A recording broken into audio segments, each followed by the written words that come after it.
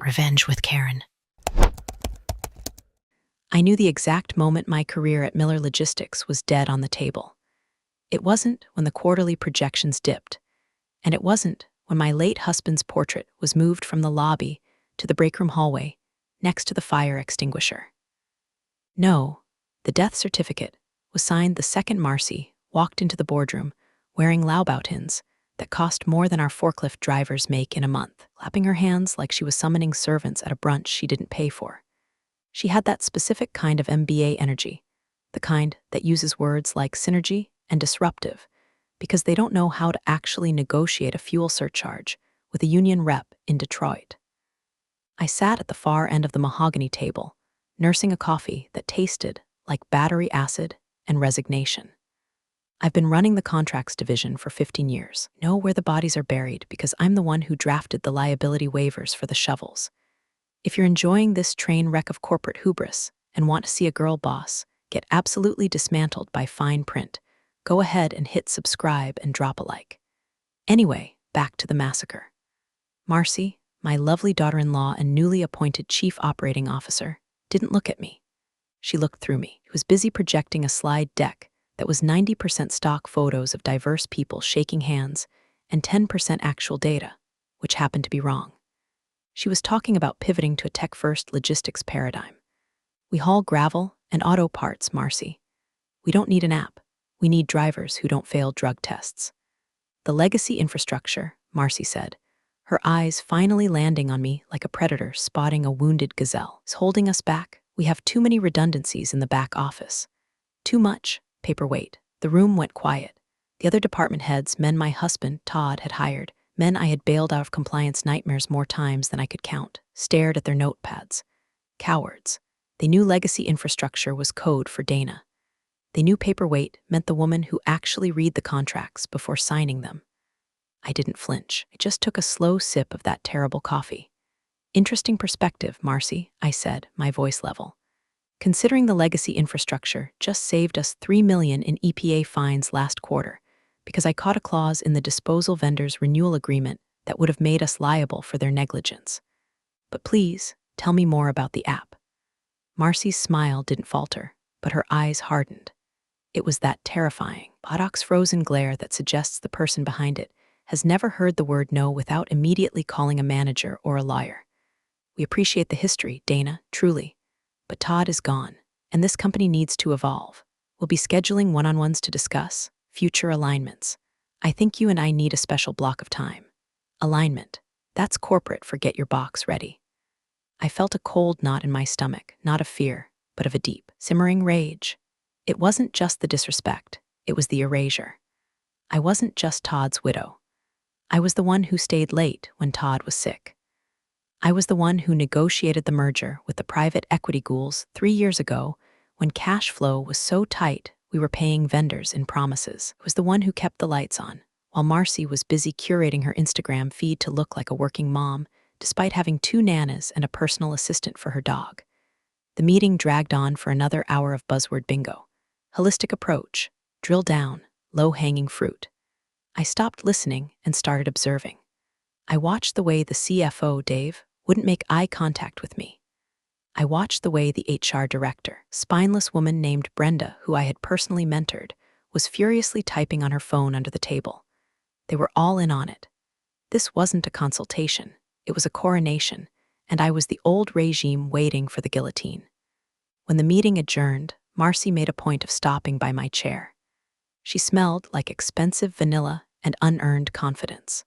She placed a hand on my shoulder, gesture that was meant to look comforting, but felt like she was checking for pulse so she could call the coroner. I know this is hard, Dana, she whispered, loud enough for the lingering executives to hear. Change is scary at your age, but we have to think about the shareholders. We have to trim the fat, trim the fat. I stood up, smoothing the skirt of my navy suit. I am 45 years old. I run 5 miles a day, have a mind like a steel trap, and a tolerance for bullshit that was currently redlining. I agree, Marcy, I said, offering her a smile that didn't reach my eyes, a mirror image of her own plastic pleasantry. The shareholders deserve value. Efficiency is key. I look forward to our chat. I walked out of that conference room with my head high, the sound of her stilettos clicking behind me like a countdown clock. She thought she was hunting me. She thought I was just the grieving widow holding onto a ghost job. She didn't know that I wasn't just an employee. I was the architect of the very floor she was standing on, and she had no idea that I had installed a trapdoor. I went back to my office, the corner office that used to be Todd's, the one Marcy had already instructed maintenance to measure for structural updates, and I closed the door. I didn't cry. I didn't panic. I sat down at my desk, locked the bottom drawer, and pulled out a single red folder. Inside wasn't a resume. It wasn't a plea for mercy. It was a document I had drafted 3 years ago during the Evergreen acquisition panic, when the board was terrified of a hostile takeover and begged me to secure the loyalty of the executive team. They had signed everything I put in front of them without reading it, too busy hyperventilating about stock prices. I opened the folder to page 14. The paragraph was short, boring, really. Just legal text in 11-point Times New Roman. But to me, it looked like poetry. It looked like a loaded gun. Marcy wanted to trim the fat. She wanted to talk about alignment. Fine, we would talk. But first, I needed to let her dig the hole a little deeper. I needed her to feel safe. I needed her to think she had won. I turned to my computer and saw the first email from HR. Subject: urgent. Policy updates and signature required. The game was on. The email from Brenda in HR was a masterpiece of passive-aggressive corporate violence. It was flagged high importance and contained a 40-page PDF attachment titled Employee Handbook and Compensation, Restructuring 2024. The body of the email was sickeningly sweet. Hi, Dana. Just doing some housekeeping to get everyone on the same page with Marcy's exciting new vision. Please sign and return by EOD. Thanks, I didn't sign it. I didn't even reply immediately. Instead, I hit print. The heavy-duty laser printer in the hallway hummed to life, churning out the pages. I stood there, watching the paper stack up, feeling the eyes of the junior analysts on me. The office atmosphere had shifted overnight. It's amazing how quickly a workplace turns into a high school cafeteria when the alpha queen decides someone is out. People I had hired, people whose baby showers I had organized, were suddenly fascinated by their spreadsheets when I walked by. They could smell the blood in the water. I took the warm stack of paper back to my desk, grabbed my red pen, the one I usually reserved for slashing vendor markups, and started reading. It was worse than I thought. It wasn't just housekeeping. It was a demotion disguised as a lateral move. Clause 4.2, renegotiation of title. Clause 8.1, revocation of seniority bonuses. And the kicker, Clause 15, A, at-will termination revision, which essentially stripped executive officers of specific grievance rights if their role was deemed redundant due to technological advancement. Marcy had written this. Or rather, she had paid some overpriced external consultant to write it, specifically to target me. It was a bear trap painted to look like a welcome mat. I circled the clauses, underlined the contradictions with state labor laws. I annotated the margins with case law citations. I spent 3 hours dissecting her vision until the document looked like it had been bleeding. Then I scanned it, saved it to my personal encrypted drive, and shredded the physical copy. I wasn't going to give them the satisfaction of a marked-up draft. I was going to give them silence. At 2:00 p.m., the intercom buzzed. All hands meeting in the warehouse. Attendance mandatory. I walked down to the warehouse. The air changed as soon as you crossed the threshold from the carpeted offices to the concrete floor. It smelled of diesel, dust, and cardboard. This was the heart of the company. These were the guys who actually moved the freight. They looked tired. They were leaning against pallets, arms crossed, wearing neon vests that were stained with grease. Marcy stood on a makeshift stage made of wooden pallets, holding a microphone like she was performing a stand-up special. She had swapped the stilettos for pristine white sneakers, a calculated attempt to look down to earth that only made her look more like a tourist in her own business. "Hey team," she shouted, her voice echoing badly in the cavernous space. "Who's pumped about Q3? Silence. A forklift beeped in the distance. I know, change is tough," she continued, undeterred by the total lack of enthusiasm. "We are streamlining. We are cutting the dead weight so you guys can move faster. We're introducing a new app that tracks your brakes to the second, ensuring maximum efficiency." A murmur of discontent rippled through the crowd. Tracking brakes to the second. That wasn't efficiency. That was prison rules. I saw Mike, the foreman who had been with us for 20 years, shake his head and spit on the floor. Mike used to come to Todd's backyard BBQs. He caught my eye. For a second, I saw pity. He knew. Then Marcy dropped the hammer. She gestured to a large screen set up behind her. Here is the new organizational chart for the Midwest region. The chart popped up. It was a colorful web of boxes and lines. At the top, in a giant gold box, was Marcy COO. Below her, a clutter of new titles like VP of Synergy and Director of First Impressions. I scanned the chart for my name, Director of Contracts and Compliance. It wasn't there. I looked closer. At the very bottom, in a gray, detached box floating in the void, was a title, Legacy Consultant Interim. The breath left my lungs. She hadn't just fired me, she had publicly ghosted me. She had put my career in a gray box labeled Interim and projected it on a 20-foot screen in front of the entire company. I felt the heat rise up my neck, could feel the eyes of the warehouse crew shifting toward me. Some looked confused, others embarrassed.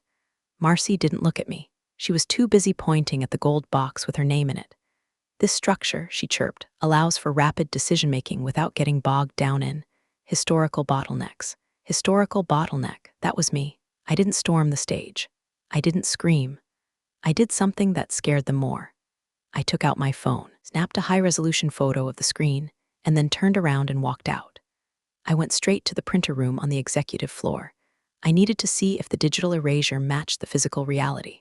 Sure enough, the new org charts were already being taped up. My name was gone from the phone directory list pinned to the wall. I walked back to my office and started packing. Not everything, just the personal things. The framed photo of Todd and me in Hawaii, the crystal paperweight the team gave me for my 10th anniversary, my ergonomic mouse.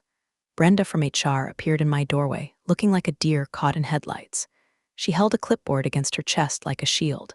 "Dana," she squeaked, Did you get my email? I didn't look up from the box I was filling." "I did, Brenda. We really need that signed today. Marcy wants to finalize the payroll transition." Placed a ceramic mug into the box with deliberate care.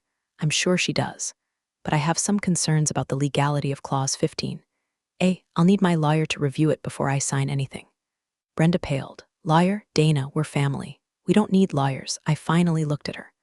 "Marcy just put me in a gray box titled Interim in front of 200 people, Brenda. The family reunion is over. It's just a restructuring," she stammered. "If you don't sign, Marcy might have to take other steps." "Let her," I said, my voice ice cold. "Tell Marcy to take all the steps she wants." Brenda fled. I watched her go, a frantic little messenger running back to the Queen. They thought I was packing to leave. They thought I was conceding defeat, but I was just clearing the decks for action.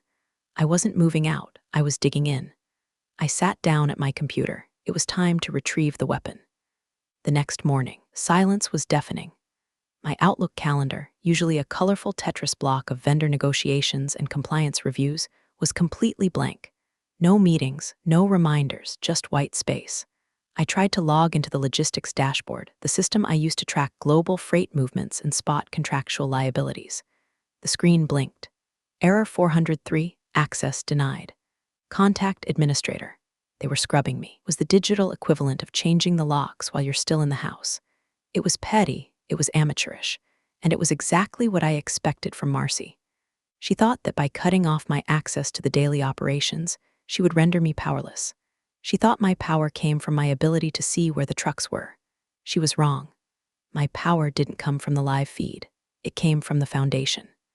I opened the folder on my local drive labeled Personal. It hadn't locked me out of my own workstation yet, probably because IT was too busy figuring out how to install Marcy's new productivity monitoring software. I navigated through a series of nested folders. Archive Legal 2021 Evergreen Defense. 3 years ago, a predatory equity firm tried to gut us. They wanted to strip the assets, sell the fleet, and lease back the warehouses. Todd was already sick then, too weak to fight. Board was in a panic, ready to sell us out for pennies just to save their own golden parachutes. I stepped in. I drafted the poison pill defense. I structured the executive contracts to make firing us so expensive that the acquisition would lose its ROI. To get the board to agree to stay and fight, I had to offer them protection. I wrote new employment agreements for all C-level executives and key specialists, included a severance and equity security clause. It was designed to protect them from the raiders. But I also wrote one for myself. I found the file. D. Miller EMP Agreement Amended 2021 Executed PDF. I opened it. It scanned onto the screen, the legal text dense and comforting. I scrolled to Section 12C, Involuntary Termination and Change of Control. The language was precise. I remembered typing it at 3:00 a.m., fueled by adrenaline and fear for my husband's legacy. In the event of involuntary termination, without documented cause, as defined in Section 9, following a significant restructuring or change in executive leadership, the employee shall be entitled to an immediate transfer of equity equivalent to 10% of the company's total valuation at the time of termination, to be vested immediately. Furthermore, said employee shall retain voting rights on the board of directors for a period of no less than 24 months. At the time, the board signed it because they were terrified of being fired by the raiders. They viewed me as a fixture, as permanent as the building itself. They never imagined a world where they would be the ones firing me. Marcy certainly didn't know it existed, was too busy picking out curtains for her new office to read the dusty contracts in the legal vault. I checked the digital signature metadata. Valid, time-stamped. Notarized by the corporate counsel, who was currently playing golf in Florida and ignoring Marcy's emails. I saved a copy to my phone. I saved another copy to a USB drive attached to my keychain. I emailed a copy to my personal Gmail account. Then, I did something subtle. I went to the company's internal investor portal, which, miraculously, I still had access to because it was on a separate server from the operations dashboard. I updated my profile. I didn't change any data. I just verified my contact information and linked my personal email as a secondary contact for equity notifications. It was a breadcrumb. My office door opened without a knock. It was the IT guy, kid named Kevin, who looked like he wanted to be anywhere else. He was holding a laptop. Hey Dana, Kevin mumbled, staring at his shoes. Hello, Kevin, here to take my computer, he winced. Marcy, the COO's office, said we need to cycle your hardware. Security updates. They want you to use this loaner for a while. He held out a battered Chromebook that looked like it had been dropped down a flight of stairs. I see, I said, leaning back in my chair. Does this loaner have access to the server? Basic email only. Restricted permissions. I smiled at him. It was a genuine smile this time. Poor Kevin, he was just a pawn. It's okay, Kevin, I understand. I unplugged my high-end workstation, the one with the dual monitors and the processing power to run complex logistical simulations. I handed it over. Be careful with it. There's a lot of history on that hard drive. I swapped it for the junk laptop and practically ran out of the room. I opened the Chromebook. It took 5 minutes to boot up. The screen was dim. It was an insult, a calculated humiliation designed to make me quit. But I wasn't going to quit. I needed them to fire me. I needed the involuntary termination. If I resigned, Clause 12C was void. If I quit, I got nothing but a pat on the back. I needed Marcy to pull the trigger. I sat there in the silence, staring at the gray Google logo. I was a ghost in the machine now. No access, no power, no voice. Just a woman in a corner office waiting for the axe to fall. My phone buzzed, a text from Marcy. Dana, can you come to my office? We need to have that chat. Now, this was it. The ghost was about to haunt the house. Marcy's office was a fishbowl. Literally. She had replaced the frosted privacy glass with clear floor-to-ceiling panes because she believed in radical transparency, which, in practice, meant she wanted everyone to see her being important, but she couldn't hear anyone screaming for help. I walked in with nothing but my phone and a small clutch purse. No notepad, no pen. I didn't need to take notes. I needed to make history. Marcy was sitting behind a desk that was comically large, a slab of white marble that looked like a sacrificial altar. She didn't stand up when I entered. She gestured vaguely at a low-slung, comfortable modernist chair opposite her. Dana, she said, her voice dripping with that patronizing softness people use on toddlers and the elderly. Thanks for coming up. Close the door, would you? I closed the glass door. It didn't block out the sound of the office, just muffled it. I could see the heads of the accounting department turning toward us. We were on display. How are you holding up? She asked, tilting her head. I know the org chart changes were abrupt. I'm fine, Marcy, I said, sitting down and crossing my legs. I'm just curious about the operational logic. Removing the contracts director in the middle of a vendor renegotiation cycle seems risky. She sighed, a long, theatrical exhalation. See, that's just it. You're thinking about the weeds. I'm thinking about the ecosystem. We're moving to an automated contract management SaaS, AI-driven compliance. We just don't need the manual oversight anymore. AI-driven compliance, I repeated. So, a chatbot is going to negotiate liability caps with the Teamsters. Marcy's smile tightened. We're restructuring, Dana. The board supports this. We need to be leaner, and frankly, she leaned forward, lowering her voice to a conspiratorial whisper. I think you're burned out. I think you've been carrying Todd's ghost for too long. It's time for you to go rest. Enjoy the life insurance. Go to Tuscany. Condescension was so thick I could taste it. She was firing me and trying to frame it as a spiritual retreat. So this is a termination, I stated flatly. We prefer transition, she corrected. But my employment is ending, involuntarily. Well, yes, but we've prepared a generous severance package. 2 weeks of pay for every year of service. It's very standard. I kept my face completely neutral. Inside, my heart was hammering against my ribs, not from fear, from the adrenaline of the trap snapping shut.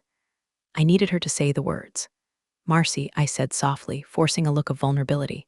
I just need to know one thing. Is this because of performance? Did I do something wrong? Is there cause for this? Marcy laughed. It was a light, dismissive sound. Oh God, no, Dana, you're a workhorse. Everyone knows that. This isn't about cause. It's purely structural. We just want to go in a different direction. Want to keep it classy. No black marks on your record. Just a clean break. So the official documentation will state termination without cause, I pressed. Absolutely, she said, nodding vigorously. I've already instructed HR restructuring due to redundancy. No cause cited. You can collect unemployment, keep your dignity, the whole 9 yards. I appreciate that, I said. Could you put that in the separation letter? Just so I have peace of mind. It's already in there, she said, sliding a folder across the marble slab. I have it right here. Just sign the acknowledgement and we can process your check today. I opened the folder. There it was, notice of separation. Paragraph 1, employment is terminated effective immediately due to corporate restructuring. Paragraph 2, this termination is not for cause. I looked at the paper. It was the key to the kingdom. I won't sign the waiver of claims just yet, I said. Looking up, I need to take this home and review it, but I acknowledge receipt of the notice. Marcy rolled her eyes just a fraction. Dana, it's standard boilerplate. If you don't sign the waiver, we can't release the severance check. I understand, I said, but I acknowledge that I have been terminated. That's effective now, correct? Yes, effective immediately. You can hand over your badge to security on the way out. I stood up. I didn't take the pen. I took the folder. Thank you, Marcy, I said. You've been very clear. It's for the best, Dana, she called after me as I reached for the door handle. You'll see, you're going to be so much happier not worrying about this place. I looked back at her one last time. She was already checking her phone, dismissing me as a problem solved. She looked like a queen on a throne, unaware that the floor beneath her had just dissolved. I think you're right, I said. I think things are going to be very different now. Walked out of the glass box. The entire office was watching. I didn't look down. I walked straight to the elevator, pressed the button, and descended to the lobby. I handed my badge to the security guard, old Mr. Henderson. He looked sad. I'm sorry, Mrs. Miller, he said. It ain't right. Don't worry, Mr. Henderson, I said, patting his hand. Keep watching the news. It's about to get interesting. I walked out into the parking lot, sat in my car, and pulled out my phone. I didn't cry. I didn't scream. I opened my email app. It was time to drop the bomb. I sat in my Volvo in the far corner of the parking lot. The engine was off. The silence was absolute, a stark contrast to the noise in my head. I placed the notice of separation on the passenger seat next to my purse. I took a picture of the document, specifically the paragraph stating termination not for cause and Marcy's sprawling, arrogant signature at the bottom. Then opened my email client. I had already drafted the message 3 days ago. It was sitting in my drafts folder, waiting for this specific moment. To Corporate Secretary, Board of Directors all, General Counsel, CC, Marcy Miller, COO, Subject. Notice of Severance Clause Activation Equity Terms Section 12, C. Dana Miller. I attached the PDF of my 2021 employment agreement. I attached the photo of today's separation notice. I typed the final body of the email. Dear board members and council, as of 2:30 p.m. today, I have been involuntarily terminated from my position as Director of Contracts and Compliance without cause, as documented in the attached notice of separation, signed by COO Marcy Miller. Pursuant to Section 12, C of my employment agreement. Attached. Executed August 14, 2021. This termination immediately triggers the vesting and equity transfer clause.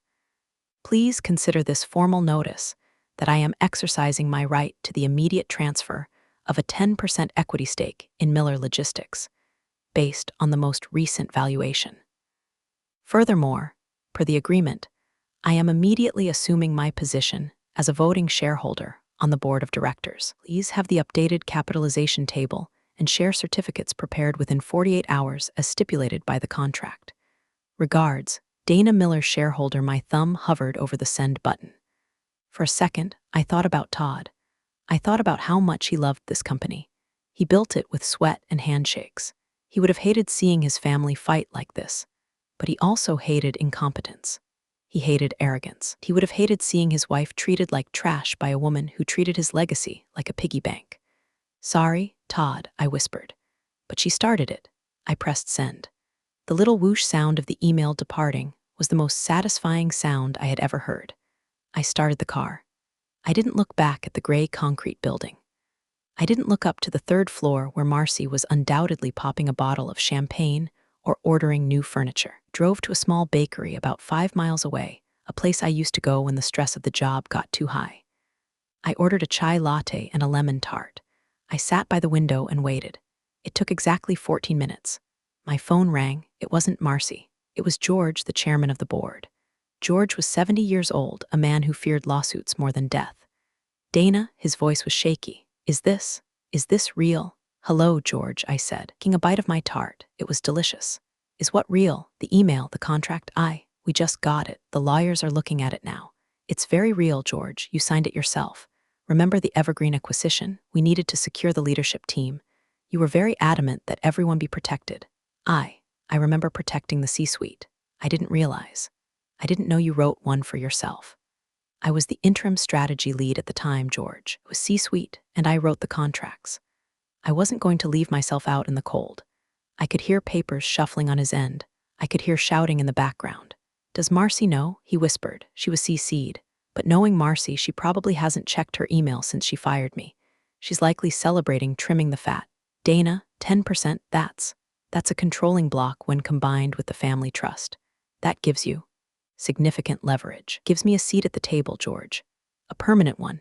What do you want? He asked. Do you want a settlement? We can discuss a cash buyout. I don't want cash, George. I want to fix the company. Marcy is driving it off a cliff, and now, as a major shareholder, I have a fiduciary duty to stop her. There was a long silence. Marcy isn't going to like this. No, I said, sipping my chai. She isn't. But she should have read the paperwork. I hung up. I checked my email again. A notification from LinkedIn popped up. Marcy had posted an update. Excited to announce a bold new restructuring at Miller Logistics. Sometimes you have to say goodbye to the past to embrace the future. #leadership, #growth, #girl boss. I almost laughed. It was too perfect. I opened my own profile. I didn't post a status.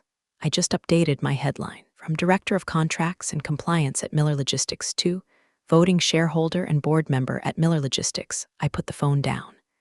The sugar from the lemon tart was kicking in. I felt awake. I felt alive. I felt dangerous. The war was over. The occupation had begun. I didn't go home immediately. I went to the dry cleaners. I picked up my good Navy suit, the one I wore to closings, one that made me look like a jagged rock in a stream of soft water. I was going to need it tomorrow. By the time I got home, my phone was melting down. 17 missed calls, 3 from Brenda in HR panic, 5 from George bargaining, and 9 from Marcy. I didn't answer Marcy. I let her scream into the void. Instead, I poured a glass of Pinot Noir and sat on my patio. The Illinois evening was cool. I listened to the voicemails. Dana, what is this email? Legal is saying, look, call me back. This is ridiculous. Marcy, 3:45 p.m. Tone, annoyed confusion. Dana, you can't just claim equity. That wasn't the deal. We need to talk. Marcy, 4:15 p.m. Tone, rising anger. Pick up the phone. The general counsel says the clause is valid. How is that possible? You tricked us. Marcy, 5:30 p.m. Tone, pure, unfiltered panic. I smiled at the sunset. I didn't trick you, honey. You just didn't do your homework. At 7:00 p.m., my doorbell rang. I checked the camera. It was a courier, not a process server, a specialized corporate courier. I opened the door. He handed me a thick envelope, delivery for Miss Miller, from Miller Logistics Legal Department. I signed for it. Inside was a formal letter from the general counsel, a man named Robert who I had known for years. He was a good lawyer, which meant he knew when he was beaten. Dear Miss Miller, we are in receipt of your notice regarding the activation of Section 12C. Preliminary review confirms the validity of the executed agreement dated August 2021. The board acknowledges your change in status. A capitalization adjustment is being processed. An emergency board meeting has been scheduled for 9:00 a.m. tomorrow via Zoom to discuss the implications of this transfer. Please find attached the dial-in credentials.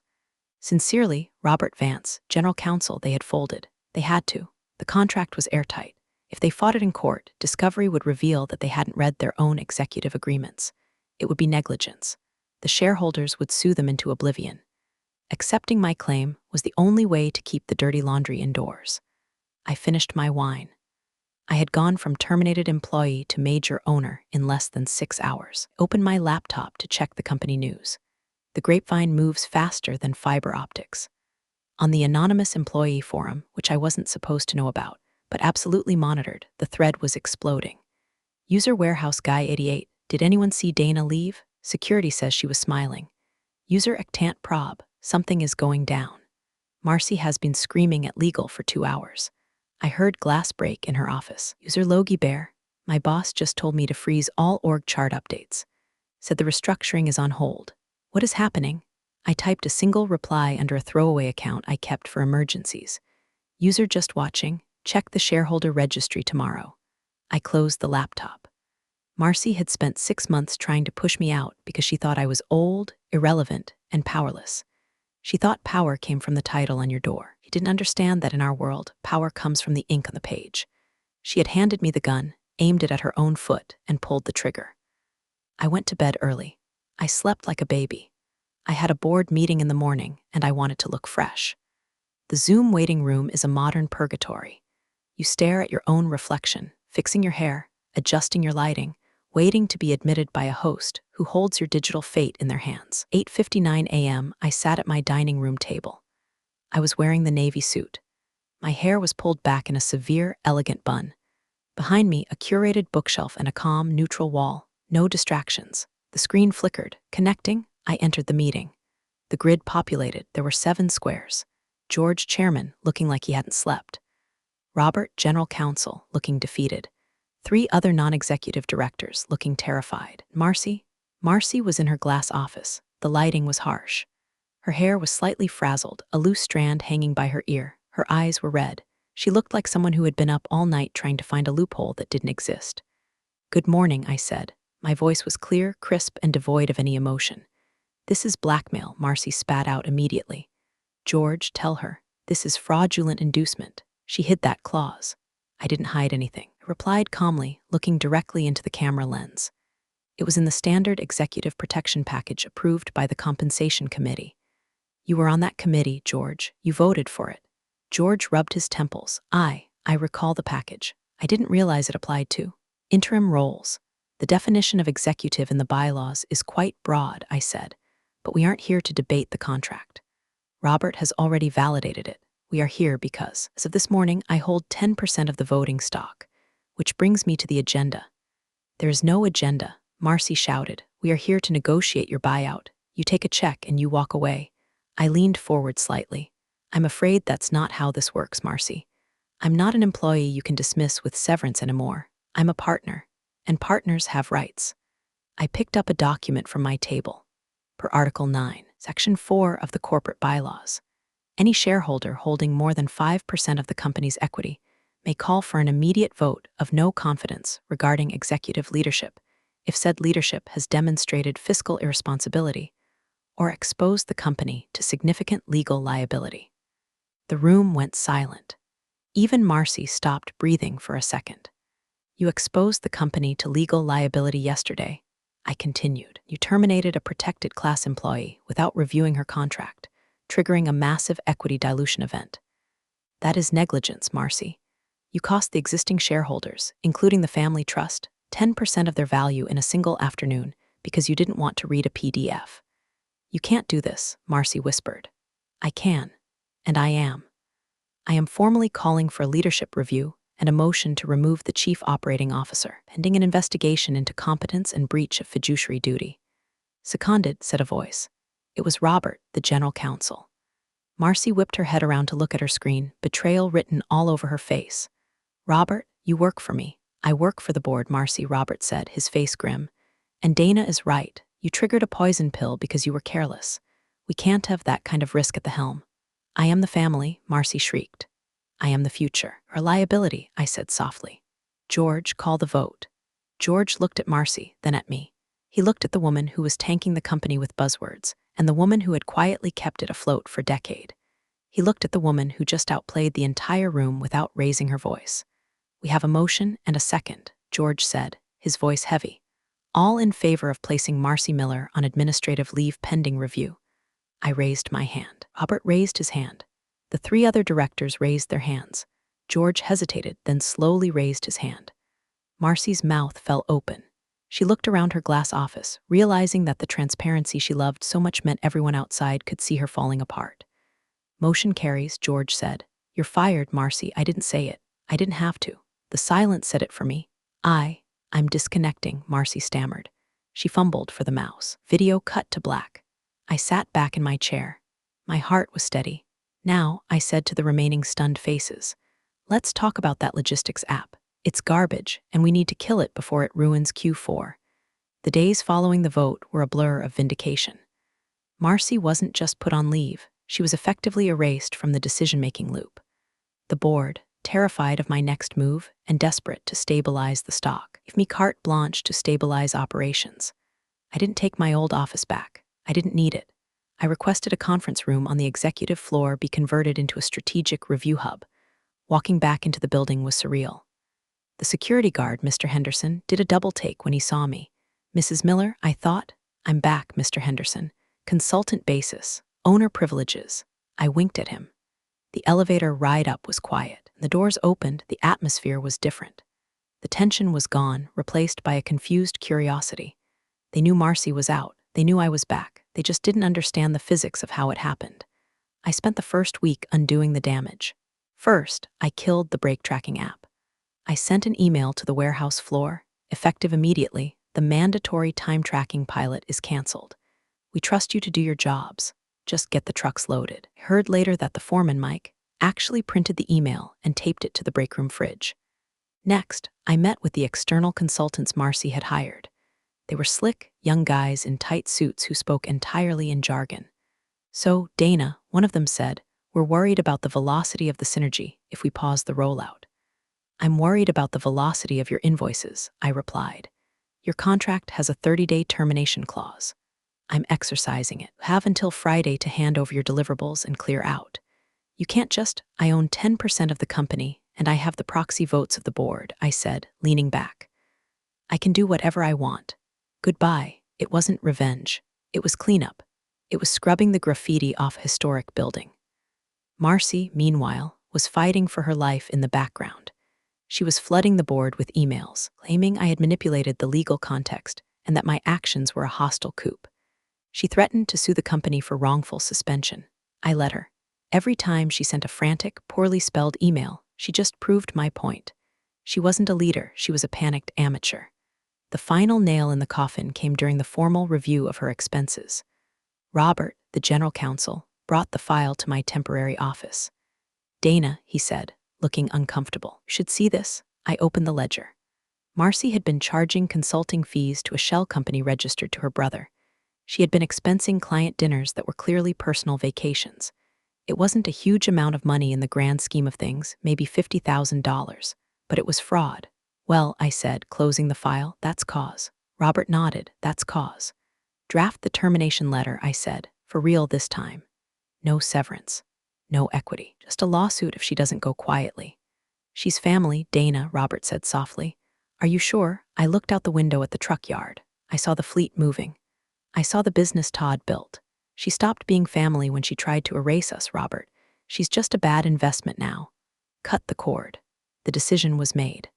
Marcy wasn't just losing her job, she was losing her reputation.